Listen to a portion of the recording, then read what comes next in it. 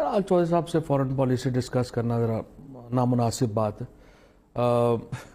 मेरा नहीं चौधरी ख्याल साहब है। आपका मेरा लेवल मेरा ख्याल है इसमें कोई फर्क नहीं है। आप भी कहीं फॉरेन मिनिस्टर नहीं ठीक रहे। है चौधरी साहब, मेरा मैं ख्याल आपके- चौधरी साहब ये अवॉइड ठीक है। करने का तरीका अच्छा नहीं है। ठीक आप है। बात करें, ये आम आदमी की मैंने बात की है। चले मैं आपसे इतना मैं नहीं पढ़ा लिखा जितना आप अपने आप को समझते हैं, लेकिन ये आम आदमी की राय है। मेरा ख्याल है ये अवॉइड करने का तरीका अच्छा, इसको चौधरी साहब, पता CPAC नहीं से है, इसको बनता आता क्या है नहीं वैसे? है।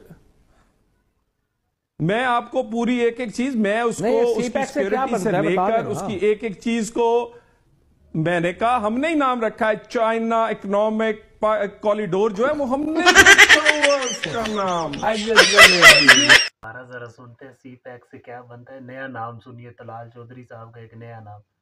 वैसे ही तो खान साहब ने नहीं कहा कि ये एक तो ज्यादा पढ़े लिखे भी नहीं है, दूसरा समझने की कोशिश भी नहीं करते है ना। अब ये सी पैक से देखे तलाल चौधरी क्या कह रहे हैं कि सी पैक से क्या बनता है।